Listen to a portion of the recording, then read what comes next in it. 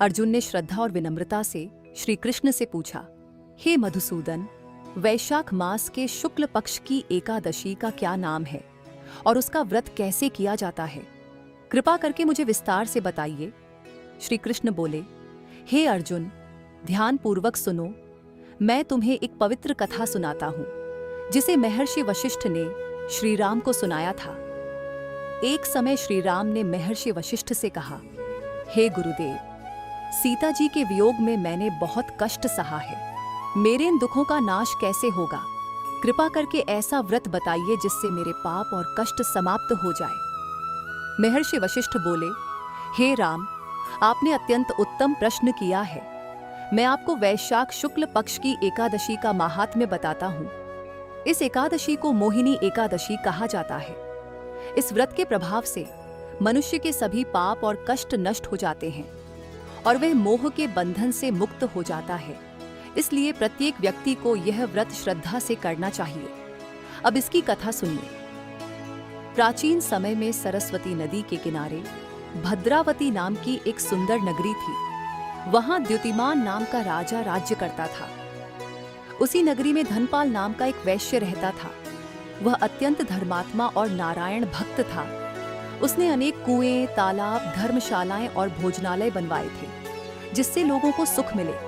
उसके 5 पुत्र थे, लेकिन उसका सबसे बड़ा पुत्र बहुत दुष्ट था। वह बुरी संगति में पड़ गया, वेश्याओं के साथ रहता, जुआ खेलता और पिता का धन व्यसनों में नष्ट करता था।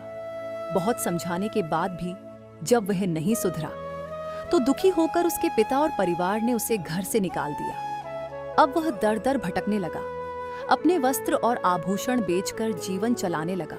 जब सब कुछ समाप्त हो गया तो उसके साथी भी उसे छोड़कर चले गए। भूख और प्यास से परेशान होकर वह चोरी करने लगा।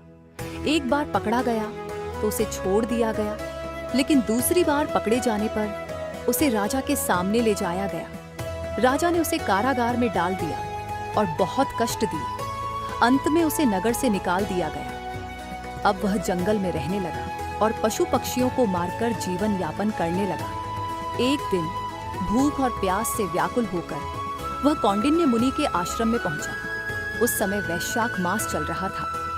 मुनि गंगा स्नान करके लौटे थे। उनके भीगे वस्त्रों की कुछ बूंदें उस पापी के शरीर पर पड़ी और उसी क्षण उसके भीतर परिवर्तन होने लगा। वह आर्षि के पास गया, हाथ जोड़कर बोला, हे महात्मा, मैंने जीवन में बहुत पाप किए हैं। कृपा करके मुझे उनसे मुक्ति का कोई सरल उपाय बताइए। आर्षि बोले, वैशाख शुक्ल पक्ष की मोहिनी एकादशी का व्रत करो। इस व्रत के प्रभाव से तुम्हारे सभी पाप नष्ट हो जाएंगे। उसने श्रद्धा से व्रत किया। इस व्रत के प्रभाव से उसके सभी पाप नष्ट हो गए और अंत में वह गरुड़ पर सवार होकर विष्णु लोक को प्राप्त हुआ। हे राम, इस संसार में इस व्रत से श्रेष्ठ कोई व्रत नहीं है। इसके श्रवण और पालन से 1000 गौदान के समान पुण्य प्राप्त होता है।